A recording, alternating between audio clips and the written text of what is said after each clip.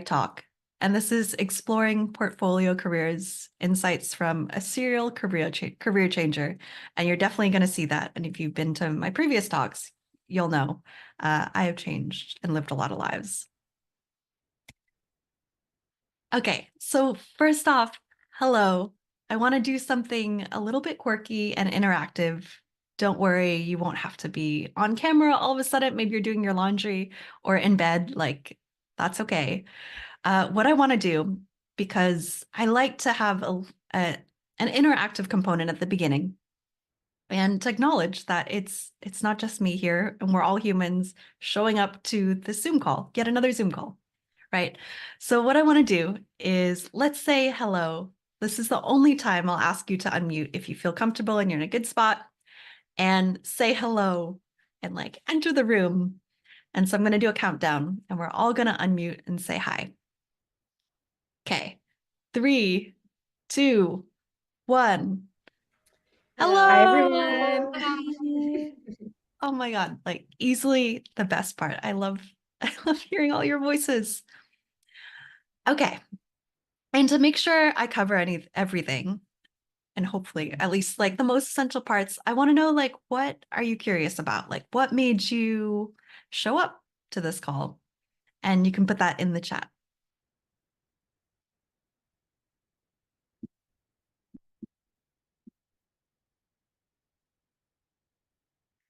Ooh, Emily said shifting from tech to a whole new industry. Taxes and unemployment. Liana, nice to see you. And Liana, actually, I give you full credit for making this talk happen because you asked me a question. And I was like, is this interesting? Like, do people want to know about this? So shout out to you. Oh, these are popping up. Okay. Portfolio career is a term that's been popping up on my social media feed. Yeah, same here. Curious and want to learn more. That was Michelle. Learning about portfolio careers, transforming ideas into action. Natalia, yes. Yeah. Okay. I'm glad that people are like resonating with stuff like what Emily put. Okay. Curious about constructing a narrative that connects everything together. Very, if you're a generalist or even if you're not, that's something that comes up a lot and I work with people on. Okay. So thank you for putting that in there. And here's the agenda today. First, we'll talk about like who the heck I am, this internet stranger, portfolio career overview. So what does it actually mean? What does it mean to me? And what does that look like? Like, how does that show up for me in my day to day and how I even got there? 5 key things you need to know. I was reflecting on my own journey and the things that I think would be really helpful for you if you're interested in it or to know if it's for you or not. And then at the end, I will ask you to save your questions because sometimes I'll miss it in the chat and I really want to make sure I get to it. So we'll have time for questions at the end. And the goal is I want to be helpful and give you a peek into my work life and share helpful tips if you want to pursue the same. And hopefully, some of it will be inspiring and answer some of the questions you've been having to decide whether it's a path you want to pursue. So, first off, there are so many iterations of myself that I could intro. But I will say where I am right now in my career is I have a portfolio career as a coach and a consultant for tech communities. And I will go into the nitty gritty of like what that is. Don't worry. And I live a portfolio life, meaning I live my life half in Portland and half in London. I'm in London right now. It's 6 p.m. And I was a digital nomad before, and my work is all remote. This was about a month ago. I was in Italy, had the privilege of being in Italy, and this was uh, not a filtered photo, like just lucky enough to go there and do my work from there, as well as this is very, very rainy London. This might as well have been today. And I'm a serial situation changer. I just changed the wording on this. Uh, what does that mean? Like I've lived in 4 countries, US, obviously American, Australia, Ecuador. I put US twice. Okay. US, Australia, Ecuador, and UK. And I've had over 20 jobs, not starting from, but like a writer in Australia, a dumpling maker on a food truck. You can see like tiny me in that food truck. traveling around in music festivals. I worked in insurance at Liberty Mutual. I don't talk about it too much. It was 4 years of my life, though. And then I was a software engineer and an audiobook narrator. And the bulk of my career, keep in mind, like I'm I'm in my late 30s, so half of my career was actually spent before tech. But most recently, like I've spent over 10 years in tech as a software engineer and engineering manager. Oh, and then the scuba diving picture, I worked at a scuba diving resort. So a portfolio career, what the hell is it? We've seen it on social media. And I want to give you my definition because I'm sure there'll be discrepancies with other things, but this is what resonates with me and like how it's showing up for how I live my life, which is I have multiple jobs or gigs simultaneously. So gone are the days where I'm like working one engineering job, one employer, one paycheck. Now it's like pay not paychecks coming in all the time, but they're coming from different places and I'm scheduling things and rolling off a gig, and it's a lot of balancing, which I'll get into. But this is essentially what it means. And I want to add a disclaimer that this is not going to be a talk about all the terms, like the differences between this and this. I say that because it's not my strong suit. Like I prefer to get into the nitty gritty of what this looks like for me and how you can get there. And if you want to look up the terms, I would recommend, well, Googling them or asking someone way more informed about like the more high level, what this term is and the distinction. And I really like this term patchwork career more than portfolio career. Portfolio reminds me of stocks. I think of it as like my career is kind of quilting together a bunch of different things based on my experience and my interests. And it ends up being this one kind of cozy quilt. I'm looking down because there's a blanket. So, patchwork career. And this is what I do. So, who I work with and the things that I do there. So, I have my own coaching business. It's under the umbrella of Start with Hello, which is the overarching thing for everything I do. And underneath it is one on one coaching, group coaching, and then Leopard. If you haven't heard of it, it's this amazing community for women and non-binary engineers to vet companies and figure out like, okay, this is the right role for me. And I do candidate advising there, as well as community strategy, specifically around like how do we grow our community with engineering leadership. And then I also coach students at London Interdisciplinary School, which is the only place I've heard defined as like a startup university. It's students study multiple subjects at a time. They don't get a degree in just like one specific thing. It's really neat and plays to my experience and interests, which I think will be thematic in this. And I also do some organizational strategy for careers and what that looks like in the future of work. And then lastly, I do some work with Sync VC, which is a social impact builder. And I coach their founders for portfolio companies that they've invested in. And the number one thing people ask me is how I got my roles. If you're interested in this, you'll be like, well, how do I do this? And so I'll show you where I invest my energy and time, and know that a majority of my work comes from finding opportunities at the right time, being really lucky, and creating a community I enjoy talking to. So, like, underscore on talking to the community and building that out and playing to my strengths of how I like to do outreach. If you like zoomed out, this is essentially what I do. I help people fall back in love with their career, whether it's in tech, within it, like changing roles, or out of tech, moving out of it. Maybe it's like creating your own business or something else. And how do I do this? It's through coaching and in community. I think what I wanted to highlight about this is that if you zoom away, like there's a mission statement there, there's a focus there in, okay, these are all disparate. I'm doing like a bunch of different things and I'll show you like this day's this day's that. But overall, like this is what I care about so much. And what I also, when I make my decisions of who to work with, this is what it falls back on. This is my foundation. And this is where my time goes. So coaching, I've broken it down by coaching, B2B consulting, which is with Leopard, and LIS, which is the University London Interdisciplinary School, which I'm so glad I shortened, and business development. So what I want to mention here and like highlight is on average, I work about 30 hours a week. It can also be 0 to 60 hours a week. And here you can see LIS right now is about 50% of my time, more or less. Uh, but I also go with the university's schedule. So in about a month, when students go, well, about a month and a half, when students go on break, I won't be focusing on that and having that be such a big part of my time. So something to keep in mind, like you're balancing different contracts and timelines, and then, your percentages are going to shift accordingly. And about the amount of work. So this is specific to me again. Some weeks it's 0 hours. Like I went to Santa Flavia, which I think someone asked, like, where was that in Italy? So it's Santa Flavia in Sicily. And I did that about a month ago and I didn't work for most of the week.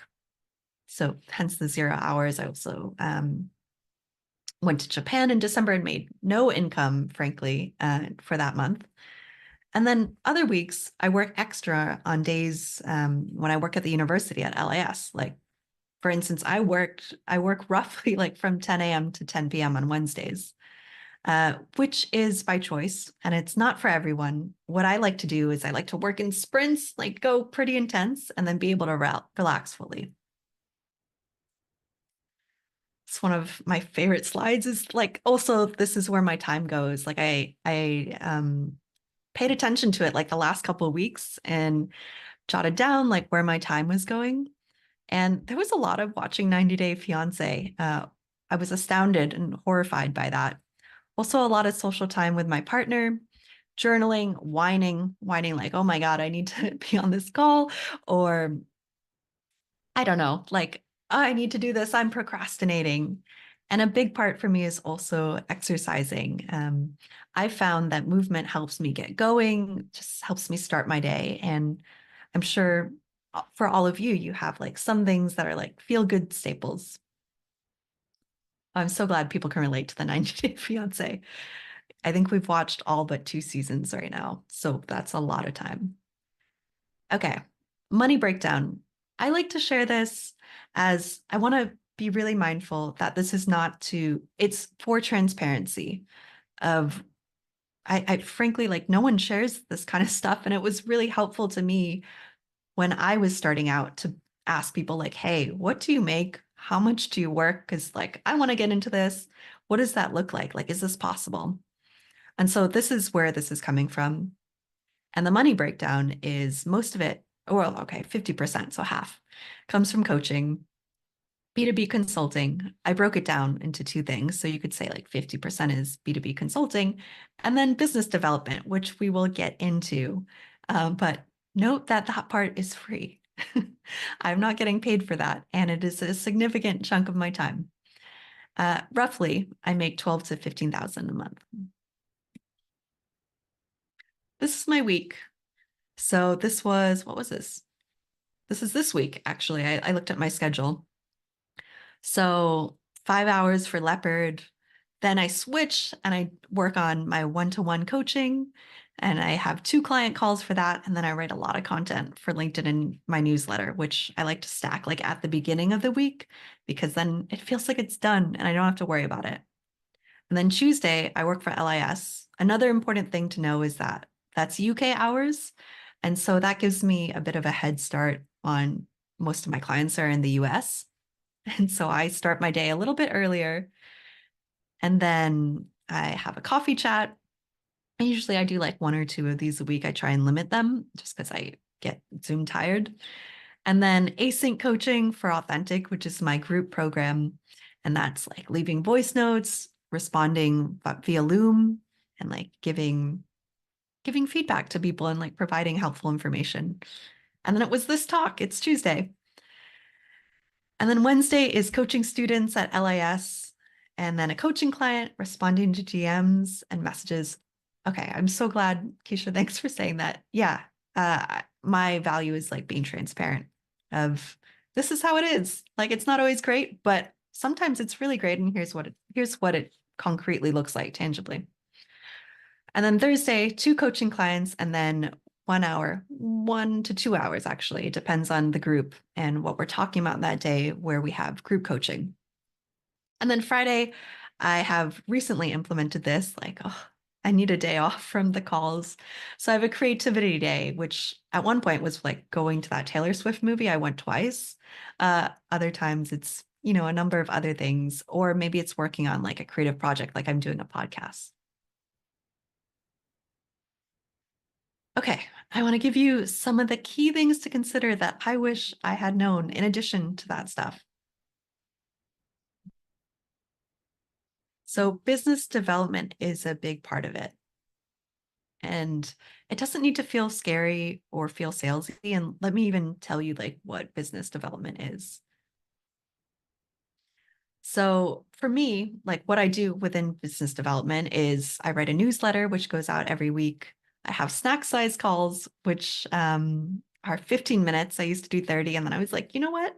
Like, how can I make this shorter and not feel and connect with a bunch of people and get to meet them, like connect face to face? And then what I like to do is do async. So doing voice notes using something called Async. It's a free tool and you can use it to send voice notes or using LinkedIn voice note DMs, which are super helpful if you haven't used those. Another thing is I write LinkedIn content. I do that Monday to Friday and community talks. Oh, and LinkedIn content counts for about 20% of my inbound clients. So it's a part of how I get my business. And community talks like this, mainly because I really love it. I like thinking about what are the different things I could talk about and be helpful. How do I get to meet a bunch of people at one time and, like have conversations afterwards? So that part is super fun to me. And then offering help on message boards, Slack groups. If you look at the pie chart, it's about 20% of my time. And here's why it's important to get more information. So, for instance, if you're consulting, like getting really close to who your user is, who you're helping, and figuring out what do those people need help with? Like, how can I help them? Is it a big enough problem that they're willing to pay for it? How much? How do they know it's a problem? My background's in user research, so all of these things that you want to find out before as you develop your business. And then it's also a way to get your foot in the door and land an opportunity. It's a way to grow your business, attract clients, and collaborate, like the LinkedIn content. It's not the only way, but is one. And then creating projects, finding interesting people to create with. For instance, my friend Jory, who some of you might know from the OGC community, we recently recorded a podcast episode together. And you can meet like incredible colleagues through that. Okay, before we get like, business development, like, oh my God, there's so much to it. Like, the simplest thing is like, here's the formula. It's sharing what you do and connecting with others. So again, like, doesn't need to be salesy, doesn't need to be like a million things. In fact, like, you don't have to do all of these things. I started with one of these things at the beginning. I started with just offering help on message boards, and that's how I got my first 3 clients. So no, you don't have to start with all the things all the time because chances are that's going to be overwhelming and you're going to get discouraged. And it's really just telling people about you and what you do, what you care about. And this is really, really important to know is 40% of roles don't even get posted. And like asterisk on that, it's opportunities. 40% of opportunities don't get posted. And this number is only increasing. Like I work closely with Leopard, who is a recruiting firm, and they work a lot with employers, companies who are hiring. And they're finding that actually companies are looking more internally because they're getting bombarded with so many applicants that they're not even posting on their job board. So the LinkedIn search the job search, the job aggregates, like that's not going to do it because these aren't even getting, they're not even visible there. Oh, and I want to say, like, do it your way with business development. Like, I remember when I first started, I was like, I need to go to this CTO conference. Like, this is where I'm going to get all my business. And one, like, conferences are not my sweet spot.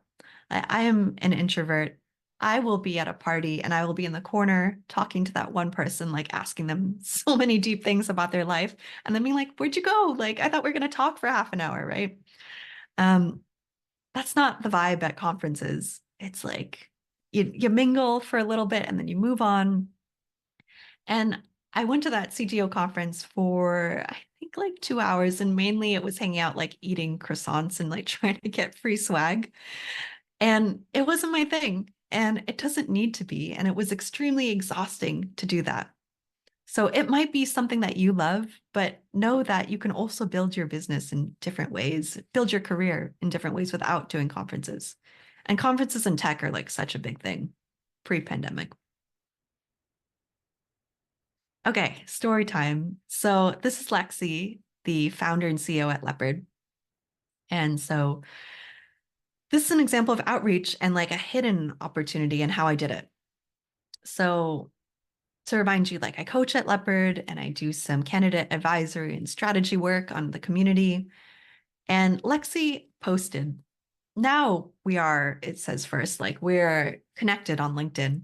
But I just happened to look at my feed and she was a friend of a friend. And she was posting, like, hey, I'm thinking about like this role, or I'm thinking about someone who does this with an engineering background that enjoys coaching people. And like, does anyone know anyone? And there were so many comments on there, right? Like, as you see in roles now. And so what I did was I sent a voice note. And you can do this too on the LinkedIn mobile app. So you can't do it on the desktop. But if you have the app, keep in mind it like limits you to 1 minute and can sometimes be glitchy. But here's what I did. I sent her a voice note. I was like laying down on the couch and being like, Lexi, this is already what I do. And like, here, let me tell you how. And what I didn't know, like, I love this story because it's got like, it's ridiculous, is that I sent a second voice note and it didn't send. And so it wrapped up very awkwardly. It was a half-baked message. And I ended up getting the gig. She didn't even write a job description for it. She said she would. And we talked and we connected about it and we're like, okay, let's give this a try. And the part about like sending that second voice note and it not going through, which I found out like a month later after looking at this message, is that your outreach doesn't need to be perfect. It's more about being proactive because you never know.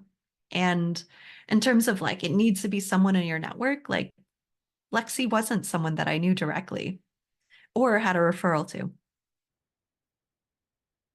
And have patience. It takes time to build and it gets easier. Like I remember writing my first LinkedIn post and it took me so long. It took me like, I think half a day to write one. Now I can do that in maybe like 2 hours for the week. It gets easier, like with practice and putting yourself out there. And also, I want to tell you, like, I did this part time for 3 years, and I'll say like what I did part time. But it's something that like I had muscle memory of, and reminder that some months I didn't make money. I've been relatively lucky in that it's like ramped up a lot since I've been full time. But know that it takes time and it evolves. So 2 years ago, this is what my portfolio career looked like. I was an engineering manager at Splice, which is a music production company, and we're building out this really cool AI tool. And then, cool, I would do that. And then I had several clients at night. I think Shamshir is here, who is one of my clients. And so I was coaching, and then I was also an audiobook narrator. So I was doing all of these things. And part of it was to test out, like, do I really love coaching? How do I like audiobook narration? I thought that that would be super fun. Turns out it's a lot of work. And when you live like by a noisy street, you have to do a lot of takes. So know that it can change. Like your portfolio, your patchwork, you can patch it up, you can change it. Yeah, Shamshir's here. Okay. Structure becomes your friend. So, oh my God, like I was not the calendar person before, but let me show you my calendar now. Because when you're juggling a bunch of things, it's a way to keep balance and to like keep sanity. Let me show you what my calendar looks like. Oh, it's a bit small, but what I need, what's helpful to know is like it's color coded. I put in exercise. It's color coded by like the different things that I do. And some of my favorite tools are using Reclaim AI, which like we'll put in, okay, you said that you wanted to do this. Like we're going to make sure it's blocked off. I also limit the amount of calls that I have per day. I block off time for movement. I've been really into Orange Theory right now. And I list out my top three priorities in a very unsexy way in a Google spreadsheet. And I keep track of that. And I also use Pomodoro, which I have like a Google Chrome extension, and then say, like, okay, 25 minutes for this, let's go. And this is helpful also because it's super easy to feel like a chicken with your head cut off. Like for me, when I started out, I was like, oh my God, okay, LAS on this day, and then leopard on this day. And my mind would still be going like a million miles per hour about, okay, here's the other thing that we could do for leopard, or this is something that we could implement right away. And I need to DM someone about this. And as a perfectionist, which I think that's like a humble brag. I wouldn't say I'm a perfectionist, but maybe someone who gets excited when I'm interested in an idea is okay, scheduling it out, being like, this is the time when I'll devote to this. And giving yourself, okay, that space, and rather than it taking up like all the space. And that another part is like, okay, as a perfectionist, sometimes it can feel like, oh, I'm not doing everything perfectly to a T or like to the standard that I'd want. And so trying to maintain that balance with scheduling is one suggestion that I have been playing around with that. Also, failing isn't a bad thing. I can't stress this like more hard enough. It's a good thing because it means more info and it's closer to what you want. And sometimes things work and sometimes it doesn't. Like I was a software engineer in Austin and I was a chocolatier, um, which is to say, like, I thought I'd be like Willy Wonka. It'd be really fun to make chocolate. And so I would code. And then I convinced this lady, this lawyer who turned chocolatier, who's like in Oprah's favorite things, to like let me work at our chocolate shop. And I realized I didn't like that. Like it wasn't the whimsical thing that I thought it was going to be. It was actually just like I was cleaning cockroach molds because her client was a construction company with Q-tips. I was using blow dryer to like melt the chocolate and then Q-tips for hours. So sometimes it works, sometimes it doesn't. That was a fail, but that's okay because things keep moving, and I realize, okay, now I know chocolatiering isn't for me in that kind of situation. Rather than wondering if that's what I want to do. And start before you're ready. This is the most important thing. So, full disclosure, like starting was the hardest part for me. And it took me 2 years to get started. And it was only after I hired my own coach where I wanted to be held accountable and I wanted a thought partner about like, what is it that I want to focus on? What do I care about? And it took me 2 years, like going back and forth before I hired that coach. And then it catalyzed. And then I launched something within like, I think it was 3 months. And the overwhelm, this might sound familiar to you, is like, what will my old boss think? Like, if I post this, who am I to say I'm an expert in this? Like, why would someone listen or pay me for it? And I've only got one shot, which I want to strike those things out and say, like, who cares? You can unfollow those people. That's what I did. Like, why have devote that energy when they don't matter to what you're doing? And think about like what you've done and what you enjoy talking about. And you have a gazillion shots. There are so many people.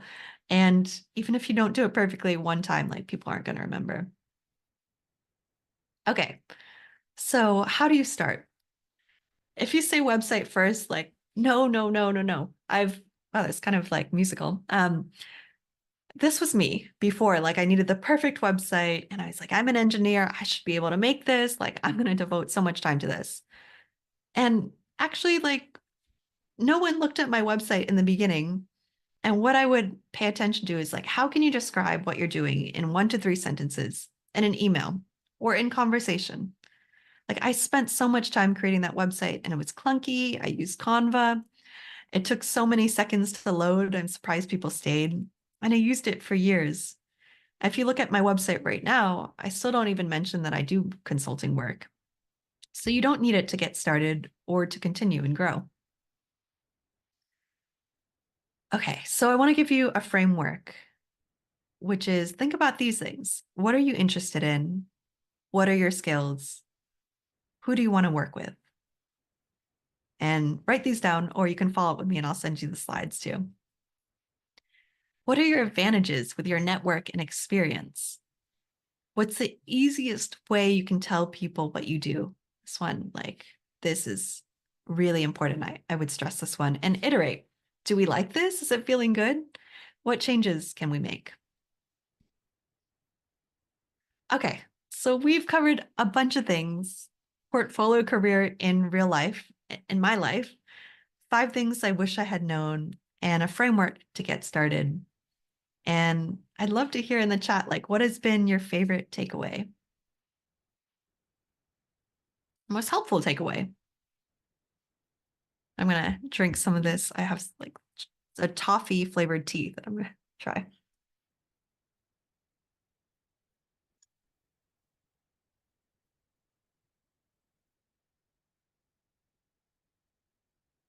And read some of the chat.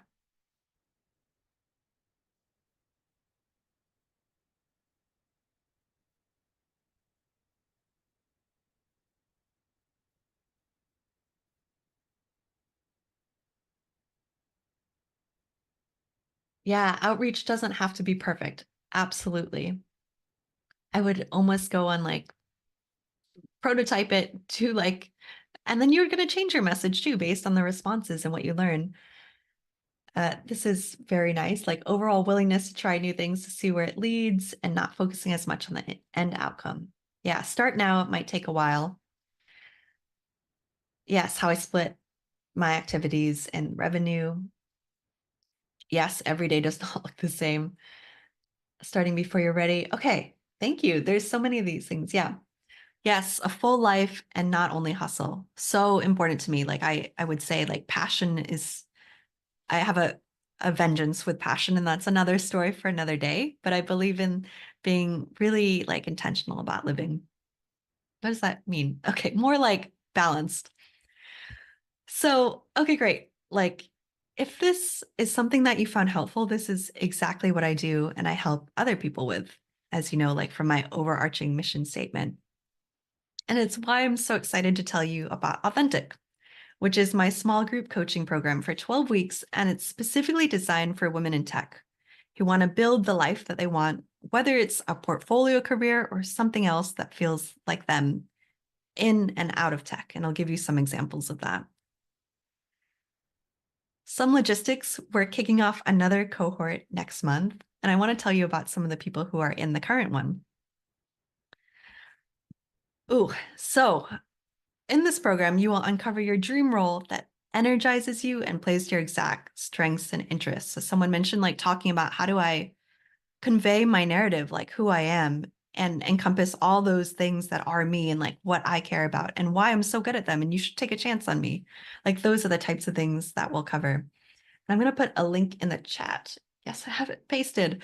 I was wondering what I was going to copy there if you want to take a look and join for more information. And to cover like some of the framework that we just talked about, we're going to go even deeper, which is clarity on your dream role. Like, what is it that you want out of a portfolio career, out of your career in general? Like, what does that look like? What energizes you? How to confidently communicate that story, uncover hidden gem opportunities like how I did with LinkedIn, but in other ways as well. There are so many other opportunities. as well as creating your personal success system. So, in addition to the calendar, like how do we free up your time so you're not checking Slack 24/7 and living on there? Or discovering your number one career blind spot, like running mini experiments. So we're iterating, we're not stuck in limbo or inertia, and we know what works and what didn't. And cultivating a limitless mindset, which is creating like, okay, resilience and an appetite for like taking on big opportunities so you can show up for yourself, even on the most challenging of days. And like with a group, it's so much easier to do that when you're holding space together and like you're showing up together and leaning on people and getting advice and support from other people. And I want to talk about B. So B, I met, well, this is what she said, but for context of her, she was a senior software engineer, still is, and super burnt out and loves to swim. I remember like on Sundays, she'd be like, I feel so guilty for taking a break. I'm going swimming. And it was something that, that's where she was. She felt guilty about taking breaks even on the weekend from coding because of her workplace. And she said, like, I'm not willing to run myself into the ground anymore to progress in my career. Like, enough is enough. And the outcome, like, first, I would say, besides like all the external stuff, is the confidence and the energy that she got. She launched her business as a consultant, landed a paid client within 3 months, and found an engineering job which gave her room to breathe and a team she loved, which is another thing that I want to emphasize because especially in the US, like with healthcare, sometimes or it's not what you want necessarily to go full time into being having your own business. And part of portfolio careering is like diversifying. So I want to emphasize like here it was about how do we get that work life balance so she could also do other things and get like a steady paycheck. And these are other ways to portfolio directly from some of the clients that I've worked with and some of the people that are in the first cohort of Authentic. So, software engineer and massage therapist. It's just so cool. I was just talking to someone about this yesterday.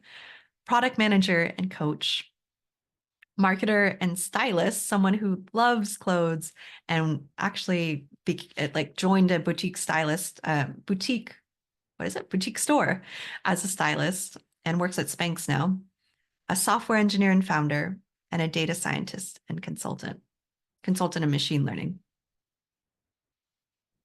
And here's the breakdown of how it works, which is a 45-minute one-on-one strategy call.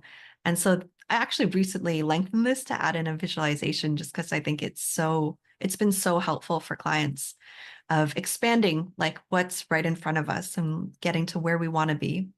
And so this is like visualization and then like hands-on. Okay, we have the Google Doc out and I'm taking notes and we're creating an action plan together. And then bi-weekly intimate group coaching calls where we're all coming together and sharing things that we're going through, helping move each other forward and getting coaching from me, as well as async coaching, which I love a voice note. And so using the voice note functionality of Slack, as well as I'll do Looms for things that need to be reviewed and give feedback. And lifetime access to the membership area with exercises and recordings. And I've been adding customized meditations too. I love showing this picture. It makes me cringe every time. But here's a picture of me writing these slides while eating chocolate frosting in bed. And I want to say, like, I don't have special powers. I'm introverted, like pretty shy. I have lazy days. I love being in bed. I was in bed right before this. And also, really important to know is like, I didn't come from money. And what I want to say about that is like, based on my experiences, I do have a proven roadmap that I can 100% say has helped me and so many of my clients get alignment and fulfillment. And inside of Authentic, this is the roadmap that we're going to follow. And 2450 is the total investment. And I'm also offering a payment plan and breaking it down into monthly payments, which is 980. It's so many pictures of myself. Okay. And then for 24 hours, like for everyone who's still here, which is a number of you, thank you, is I'm going to give a limited time discount of $450 off if you use the word portfolio. And so the link in the chat, you can sign up and then use that code. If you run into difficulties, just like message me. But yes, I wanted to offer that for all of you. Oh, and then these are some of the awesome wins from just like the first couple weeks of Authentic. And these are some of the things that like people have said recently.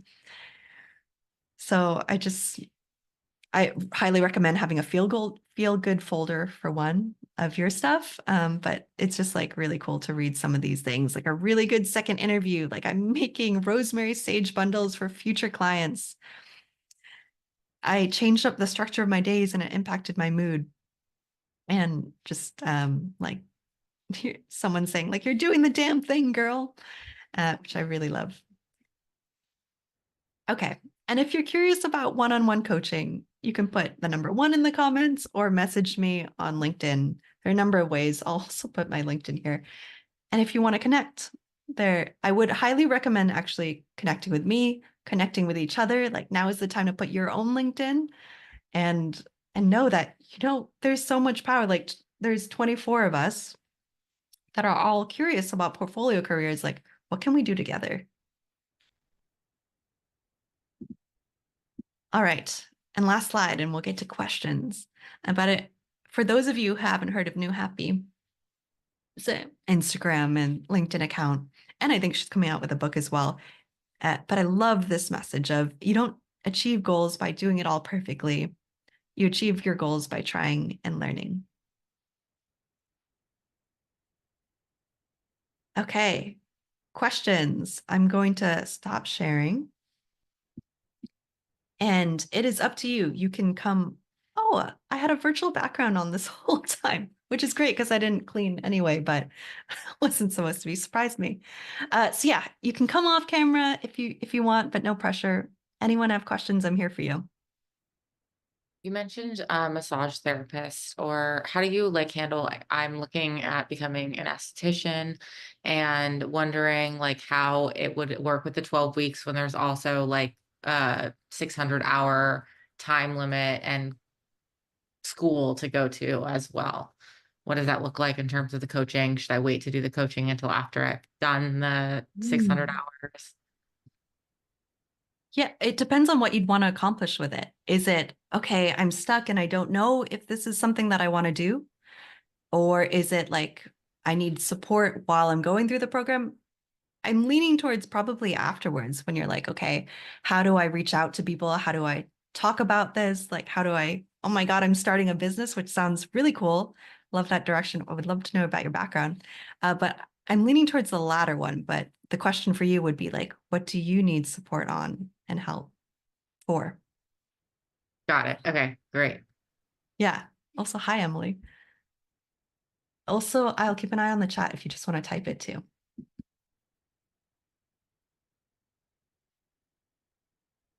The first time I had people share their LinkedIn's, and I really love that we did this. Do you miss any of your previous careers? Oh my God, what a good question. Wow. Yeah. I always say that my favorite job was at Old Navy. And my dad is like so disappointed. He's like, yeah, because of the sales. And I was like, no, because I could turn off my brain and like fold clothes and we could talk about people on the walkie-talkies. So it was really fun. So yeah, great question. That was, I mean, I think I say that tongue in cheek. Like, I think some parts of retail is like, whoa, that was so hard, but it was fun at 16. And then also, I really loved being an engineering manager. I loved about 85% of it, but I did not love being on Zoom calls like 8, 9 hours a day and having no control of my schedule of what those meetings would be and who I would get to work with. Ashley, it's nice to see you. And just shout out is starting her own fractional consulting, advisory, and coaching business. So a lot of and people in operations, HR, performance coaching. So shout out to Ashley. Thank you, Sarah. Sorry I'm off camera. I'm like multitasking, eating lunch while doing this Okay. before our meeting. Yeah. I kind of have a question with that. Since I'm a multi-potentialite and I I'm still figuring out what my core services are exactly. Like it's not just HR, it's not just program management, like it's a lot of different things. I've built and scaled programs. I've worked with individuals to help remove their blockers too. Mhm. So even like my LLC name, like all of that, and just I don't know my brand yet. Any advice there? I'm kind of almost like reverse engineering this. Yeah. Which, I mean, pick one that you want to start with. Fractional, because that's what my first client is. Yeah. Okay. So I would lean towards having a direction there in terms of, okay, this is where we're starting. It sounds like you already have some validation, like you're working with one client. And then as far as like how to branch out, like it sounds like one in like the LLC name and then branding and then messaging around that. Like I would look at what is the undercurrent, like that foundation of what it is that you do? Like, is there a name that encompasses that? Or like the LLC name doesn't matter too much, and that people will mainly just see it like with invoices and things. Like you can change your business name. So you could do something like mine is start with hello. Is something that I started when I was helping like female entrepreneurs, I think 8 years ago. And I still use it because it resonates. And then in terms of branding, yeah, so looking at the foundation of like, are there any commonalities that you could weave together or something that resonates with you? And I would look at, okay, how does this feel? Like, do I enjoy working with this one client so far and the work that I'm doing and the value? Does this feel like where I want to spend my time and then playing that up? Or is there another direction and then pivoting from there and exploring that? That's helpful. Thank you. Part of it is, I think the most valuable piece, so much value in this. Thank you so much. Is you got to start somewhere. Like just start, even when you're not ready. And I'm kind of like figuring it out as I go. Yeah, But it's yeah, yeah. fun. Yeah, and I know you've done like some really great like posting to get user interviews, which if anyone's interested in doing that with Ashley, like she's wonderful to talk to. Where's I gonna go with that? Yeah, so like doing the user research and getting like more information about it and then figuring out like, does this feel good? Also, is this viable? Like, how much can I get paid for this? How much time is it gonna devote? Do I need to devote to like deliver this? So looking at those parameters. Thank you so Okay. much. Yeah, of course. Okay, bunch of questions in chat. How did you know when a role opportunity was the right fit? Oh, yes. I think I posted on this about this on Craigslist, but in a relationship, like how do you know when to leave? Not just anxiety around change. Okay, I would ask what's the anxiety around change? Like what is the change? And why does it feel like it's causing anxiety? Or maybe I would actually try and unpack like what is the other emotion like attached to it? And seeing because that will be illuminating in itself of like what's causing it. And then about how did you know when a role opportunity wasn't the right fit? I found when I wasn't learning and then also when I was being drained. So I had roles where I would like just melt away on the couch afterwards. I'd be irritable with my partner afterwards and be like, don't talk to me. It was such a hard work day. And I was like, there's got to be like another way to to have a career, and certainly like again privileged to say that, to play around with it, and not so easy. Like we're trying to have a kid soon and it's going to be harder to pivot as much and as frequently, but I would keep that in mind. Like how do I feel at the end of the day? How long is this going on for? Like what's triggering it? And is there something exciting that I want to move towards? So what is like the motivation behind me wanting to leave? I have another example of that is someone I'm working with is, do I leave software engineering? Do I stay? And we actually found out it was like the interview process, which anyone in tech, it's like so terrible. 5 rounds. Someone stares at you while you code and they're like, are you smart enough? And we found that it was actually that part that she was like trying to avoid altogether. And it wasn't about the industry itself or the role itself. It was that aspect. So picking apart, getting curious about that part and asking yourself questions about it. So I would start with like, what's causing the anxiety? What is that change? Okay. Sarah, another Sarah. I think we've connected before. Okay. What's your advice on how to understand if it's the right time for us to take the leap into our dream portfolio career? Yes. Okay. Figure it out financially first. And what I mean by that is like, figure out how long do I want to give myself? How much money do I need in terms of my safety net to live my life, to have luxuries? Do I need luxuries? How much is my rent? Like find out that concrete amount because that will give you rather than like the emotional roller coaster, which can be like the beginning of building a business, is it will give you, okay, this is what I can play around with. And for me, it was, okay, I have this much runway. For me, it was 6 to 8 months. Keep in mind, like I also was getting a fellowship, which was paying me like 2,200 a month as like this engineering fellowship as part of a VC.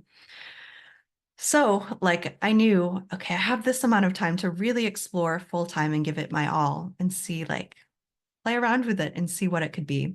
And that helps so much in making it less daunting and knowing, okay, I can leave my job. I also stayed at my job and for like I think 4 to 6 more months when I knew I wanted to leave because I wanted to save up a lot.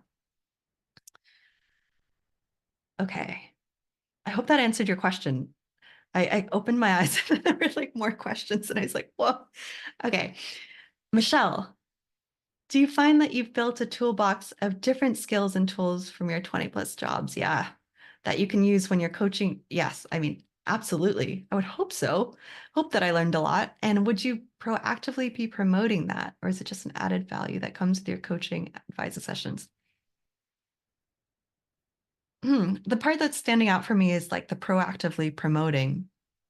When I think about that, I guess the question is like, do I talk about it? Which in short, like, yeah, I would say the way I talk about what I do, a lot of it is I like to be transparent and I like to be relatable. And like the clients that I love to work with will resonate with my experience. So that's why I talk about it. And so, for instance, like there's a community called Generalist Worlds that resonates really hard because of my background, because I've done so many things, pivoted, and they get squiggly careers. And so, in that way, I will say I talk about it. And also, it definitely has helped me so much with my business. And in terms of helping clients, like in talking about your unique story, like I talk about one example is I was an English major. I was a journalist working as doing like reviews for McSweeney's, if anyone knows them. And bye, Zoe. And then I changed to software engineering, and people in interviews would be like, that's so weird. Like, oh my God. Or they'd just be like, wow, interesting. That's so different. And the way that I pivoted without having to start from zero, which is something that, comes up a lot and is a fear, is actually it like writing built such a solid foundation for me because it helped me figure out how do I structure my thoughts? How do I make it readable? How do I make it compelling to people? And that's really like writing code. You want to organize how you're writing the code. You want to make it readable because and other engineers are going to be in that code base. Sorry, this is like deep, more technical talk, but it that kind of how do you take a pattern and then bring it over here and then build upon it is like a really helpful skill and something that I help clients do a lot because of my background. Okay. Okay. I think we're on. Yes, Shamshir building out her own portfolio career as a coach in product management. I have used you as a shining example before the success story. And Emily, oh, I think you just, okay. Second question, got it. How to navigate taking a leap while also planning to start a family soon? Yeah, lack of maternity leave and new career. Yep. So this is me.